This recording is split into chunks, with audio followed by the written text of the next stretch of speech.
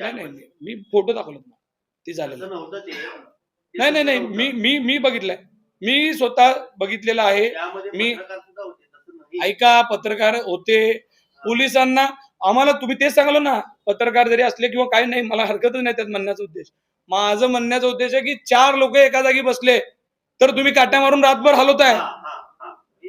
4 लोक बसले तर 2 पेक्षा 4 माणसं एकत्र आले तर तुम्ही काट्या मारून हकलताय चौकाने आमच्या माणसाला एकत्र येऊ देत नाही आणि तुमची पूर्ण यंत्रणा देवेंद्र कोटे रातभर फिरते सगळ्या बोळाबोळानी पालकमंत्री महोदय म्हणले होते ना कालच की देवेंद्र कोटेला आशावर लढायची काय लेवलच्या माणसाबरोबर त्याची काय लेवल आहे ते अमोल शिंदेला चांगलं माहित आहे माझ्या जोडीत तो पहिलवान मोठा झालाय 1 वर्षाचा आमदार आहे एमआयएम बरोबर इलेक्शन लढलंय म्हणून तेवढी मतं पडलेत जरा बी फुगायची गरज नाही ज्या दिवशी शिवसेना बॅलेट पेपरवर असेल ना एमआयएम वर्सेस धनुष्यबाण आणि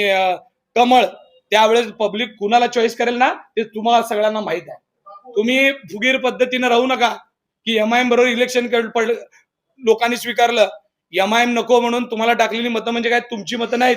याच इलेक्शन मध्ये चॅलेंज आहे माझं मध्यमध्ये शिवसेना पक्षाचे किती उमेदवार निवडून येतील हे तुम्ही जाहीर सांगतो